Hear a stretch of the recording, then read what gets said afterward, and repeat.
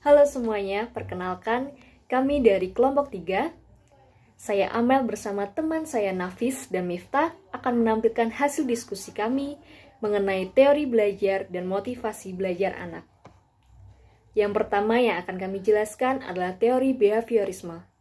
Ada 3 ahli terkemuka mengenai teori ini. Yang pertama adalah Pavlov.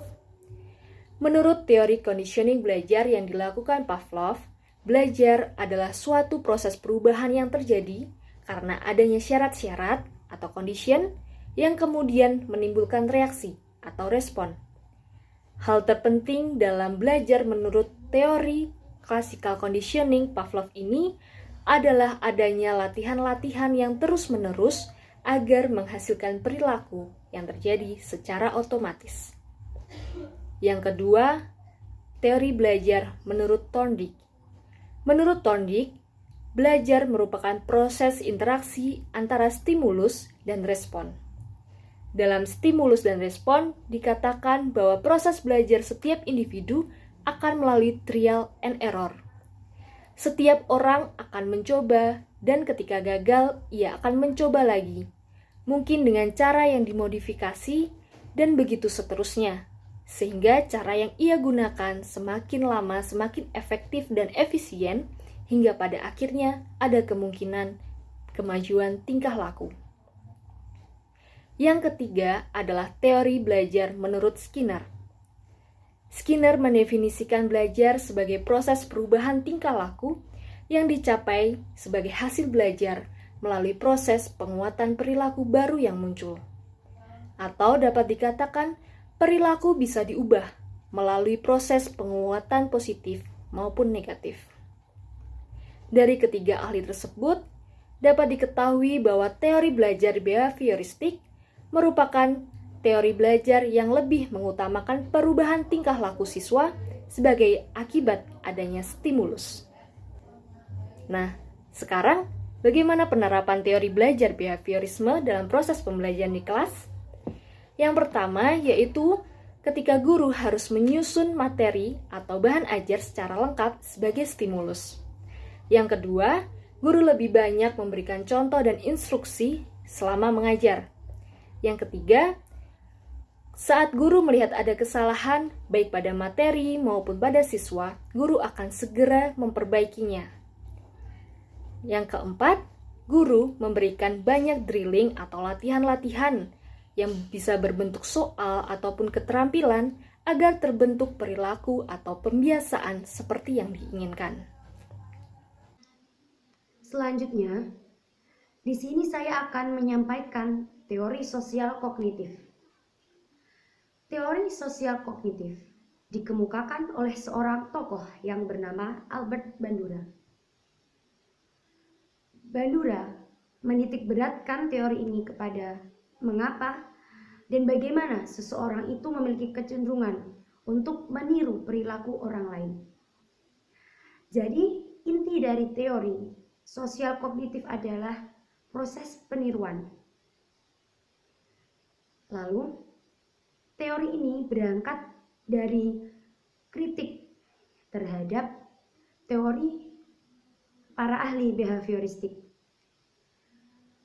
Bandura menyatakan bahwasanya teori para ahli behavioristik ini sudah cukup dalam meramalkan dan juga memperhatikan perilaku seseorang.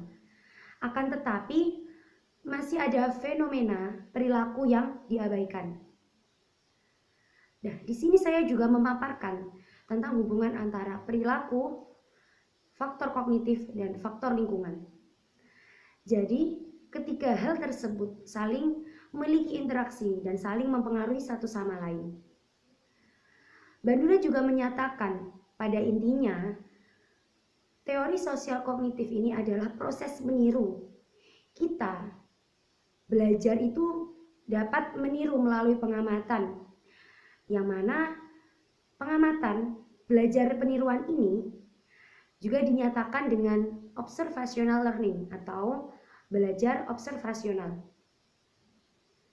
Selanjutnya, Bandura juga mengemukakan 4 komponen tentang pembelajaran observasional atau pembelajaran secara observational learning.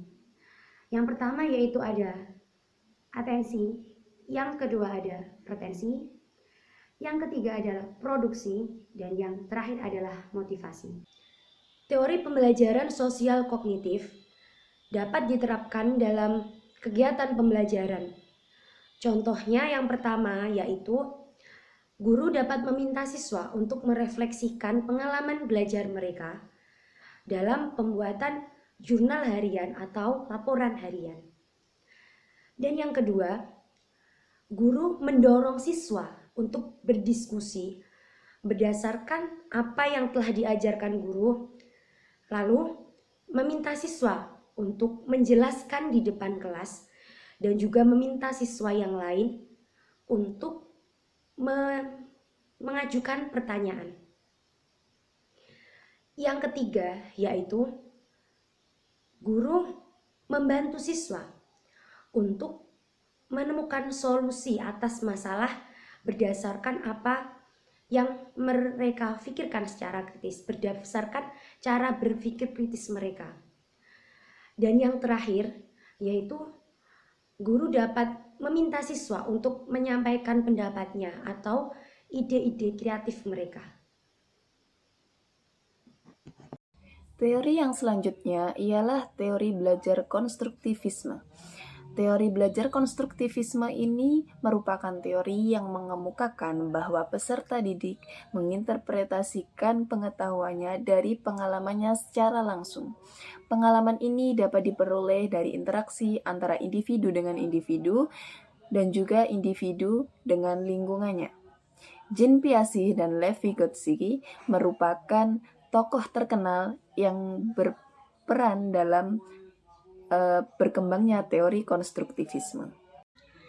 Penerapan teori konstruktivisme dalam pembelajaran dapat dilakukan dengan berbagai cara. Misalnya, dengan cara setiap individu diberikan kesempatan untuk berinteraksi. Interaksi ini dapat dilakukan dengan diskusi secara klasikal maupun diskusi dengan siswa lain dalam kelompok. Kemudian, guru juga dapat mengajak siswa untuk melakukan kegiatan yang memberikan pengalaman nyata. Pengalaman nyata ini dapat diwujudkan dengan cara siswa menganalisis suatu benda atau lingkungan di sekitarnya. Keterlibatan siswa seperti ini tentunya akan dapat membantu proses belajar siswa. Penerapan selanjutnya bisa juga dengan cara memberikan pembelajaran di mana pembelajaran tersebut dilakukan dengan cara mengajak siswa dengan menggabungkan konsep dengan kejadian konkret. Apabila konsep ini digabungkan dengan kejadian konkret, maka siswa akan lebih mudah untuk memahami konsep tersebut atau materi yang telah disampaikan. Kemudian, guru juga dapat memfasilitasi siswa untuk mengembangkan keterampilan bernalar kritis, misalnya dengan memberikan kegiatan di mana siswa harus mencari solusi dari suatu permasalahan atau problem solving. Adapun model pembelajaran yang merupakan penerapan dari teori konstruktivisme ialah 1. Pembelajaran kooperatif, 2. Model pembelajaran jigsaw, 3. Model pembelajaran inquiry, 4. Cooperative scripting, 5. Kelompok investigasi, 6. Problem based learning, 7. Project based learning, dan lain-lain. Teori pembelajaran sosial kognitif dapat diterapkan dalam kegiatan pembelajaran.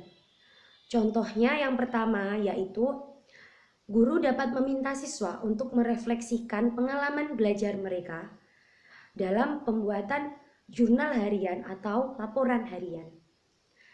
Dan yang kedua, guru mendorong siswa untuk berdiskusi berdasarkan apa yang telah diajarkan guru, lalu meminta siswa untuk menjelaskan di depan kelas dan juga meminta siswa yang lain untuk mengajukan pertanyaan. Yang ketiga yaitu guru membantu siswa untuk menemukan solusi atas masalah berdasarkan apa yang mereka pikirkan secara kritis, berdasarkan cara berpikir kritis mereka. Dan yang terakhir, yaitu guru dapat meminta siswa untuk menyampaikan pendapatnya atau ide-ide kreatif mereka. Berikutnya, ada seorang siswa yang bernama Sandra, 13 tahun, yang tenang di kelas dan meremehkan keterampilan mereka.